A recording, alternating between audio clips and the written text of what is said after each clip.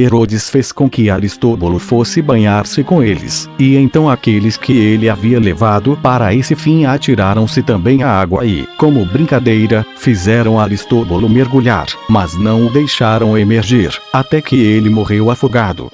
Esse foi o triste fim de Aristóbulo, que contava apenas 18 anos e somente por um ano exercera o sumo sacerdócio. Herodes logo restituiu a Ananel. Quem poderia exprimir a dor da mãe e da irmã desse infeliz príncipe? Elas derramavam lágrimas junto ao seu corpo e estavam inconsoláveis. A notícia espalhou-se logo por toda a Jerusalém e encheu a cidade de luto. Não havia uma casa ou família que não considerasse aquela perda como própria. Nenhuma outra dor, porém, se igualava à de Alexandra, e o conhecimento da traição que tão cruelmente lhe arrebatara o filho aumentava ainda mais. Era, no entanto, obrigada a dissimular, pelo temor de um mal maior. Veio-lhe muitas vezes à mente a ideia de matar-se, mas se conteve, na esperança de que, sobrevivendo ao filho sem mostrar o que sabia a respeito de sua morte, encontraria talvez ocasião para vingá-la. Herodes, por sua vez, usava de todos os meios para persuadir a todos de que não tivera naquilo a mínima participação, e não somente com palavras procurava demonstrar a sua tristeza e pesar, mas a elas ajuntava lágrimas, as quais pareciam tão espontâneas que poderiam passar por verdadeiras. A verdade, porém, é que ele julgava que a sua segurança dependia daquela morte. No entanto, não podia deixar de se comover pela morte de um príncipe de tão rara beleza, tirado do mundo na flor da idade. Fosse como fosse, ele fazia todo o possível para dar a entender que não era culpado daquele crime, e não poupou despesas para lhe organizar um magnífico funeral.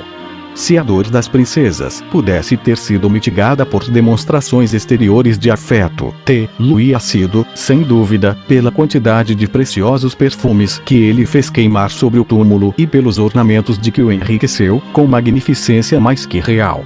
Capítulo 4. Herodes é obrigado a justificar-se diante de Antônio pela morte de Aristóbulo e o conquista por meio de presentes. Antes de partir, ordena a José, seu cunhado, que mande matar Mariana, caso Antônio o condene à morte. José conta imprudentemente à princesa, e Herodes manda matá-lo, por ciúme. Avareza insaciável e ambição desmesurada de Cleópatra. 637. A perda de um filho tão amável fez uma ferida tão profunda no coração de Alexandra que nada podia consolá-la. Seu penar renovava-se todos os dias, com sentimentos tão vivos que todos animavam continuamente a se vingar. Ela escreveu então a Cleópatra, narrando como Herodes lhe havia arrebatado o filho, com tão detestável traição. A rainha, que sempre fora inclinada a ajudá-la, teve tanta pena de sua desdita, que tudo fez para persuadir Antônio a vingar uma morte tão deplorável. Falou-lhe como de coisa horrível, na qual ia também algo da honra dele, pois Herodes, depois de ter sido por seu intermédio elevado ao trono, ao qual não tinha direito, praticara aquela rara crueldade, derramando o sangue daquele que era o legítimo possessor. Antônio ficou impressionado com essas palavras e, como não podia aprovar tão negra ação, caso fosse verdadeira, dirigiu-se a Laodicé, dando ordem para que Herodes fosse procurá-lo a fim de se justificar do crime de que o acusavam. Herodes, que se sentia culpado e receava a ira de Cleópatra, que ele sabia incitar continuamente Antônio contra ele, temia muito essa viagem.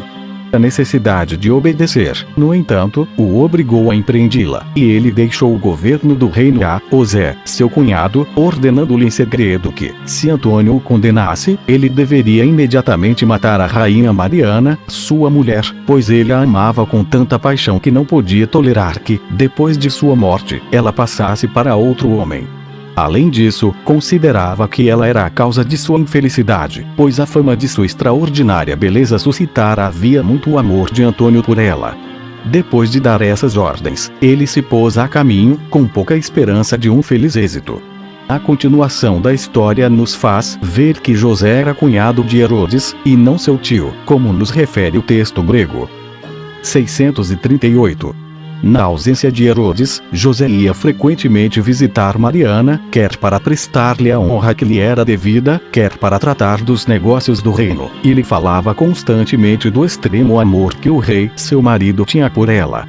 Quando ele notou que, em vez de mostrar que acreditava, ela se punha a zombar, e Alexandra, sua mãe, mais que ela ainda, o imprudente desejo de fazê-las mudar de sentimento levou a revelar a ordem que recebera, o que comprovava que Herodes não podia tolerar que a morte o separasse dela. Essas palavras, todavia, em vez de persuadir as princesas do afeto de Herodes, causaram-lhes horror, pela tirânica desumanidade que, mesmo após a morte, o tornava tão cruel para com a pessoa a quem ele mais amava na terra. 639. Os inimigos desse príncipe então fizeram correr a notícia de que Antônio mandara matar Herodes, depois de submetê-lo a diversos tormentos. Toda a cidade de Jerusalém ficou agitada, principalmente no palácio real e no das princesas.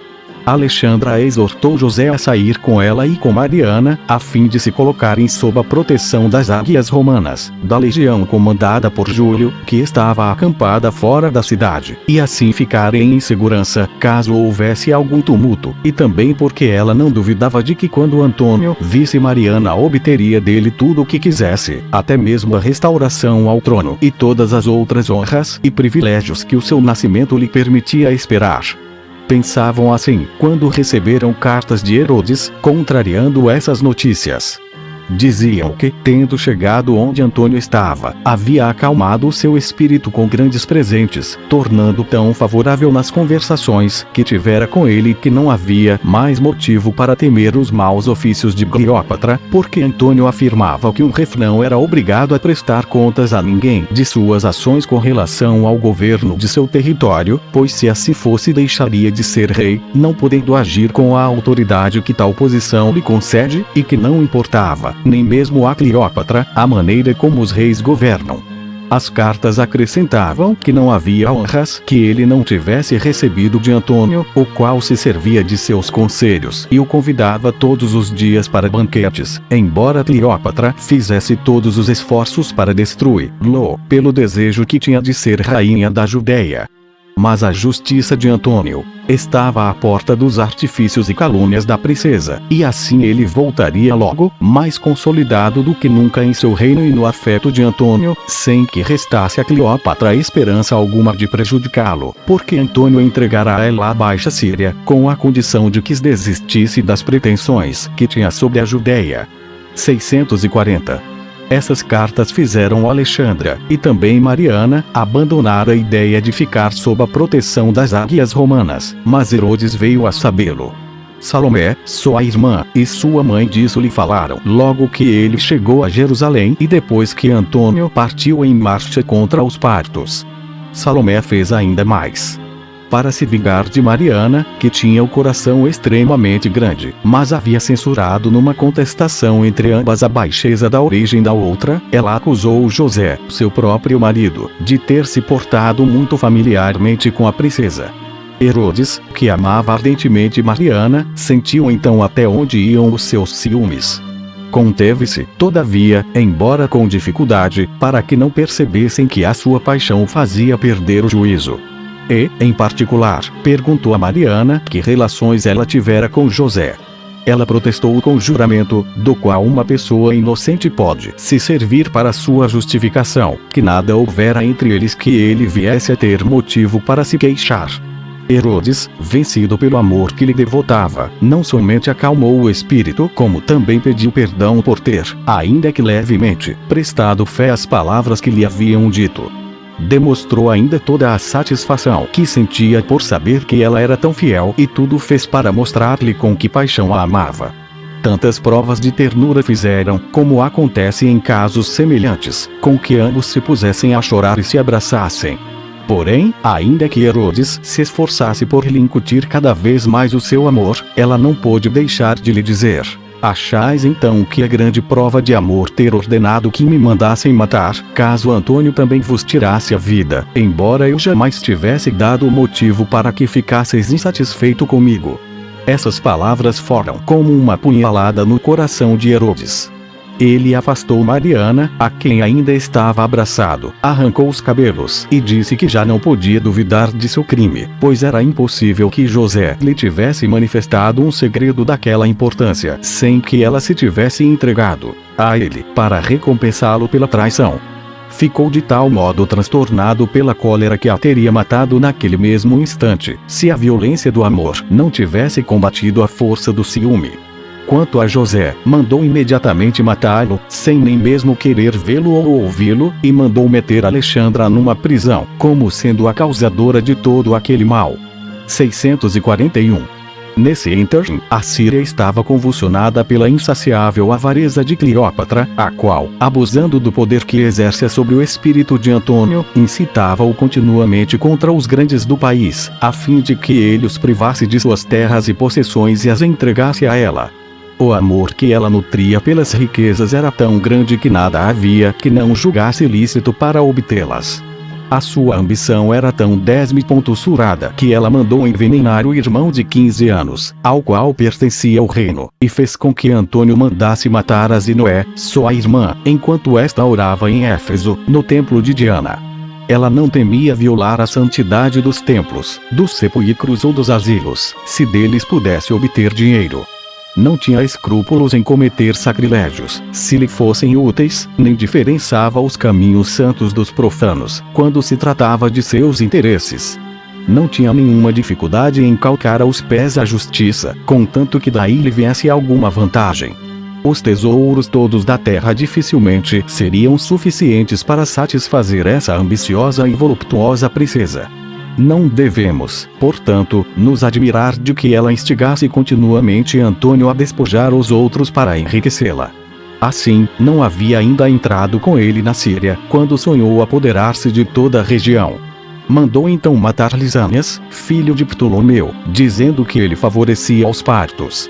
Depois insistiu com Antônio que tirasse a Arábia e a Judéia de seus reis as entregasse a ela.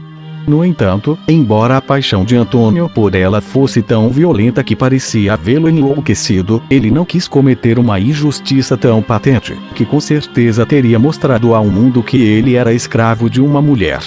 E, para não aborrecê-la com uma negativa a todos os seus pedidos e também para não passar por injusto perante todos se neles consentisse, deu-lhe tudo o que se havia suprimido dessas duas províncias e todas as cidades situadas desde o rio de Eleutério até o Egito, exceto Tiro e Sidom, que ele sabia terem sido sempre cidades livres, não obstante os esforços que ela fazia para obtê-las.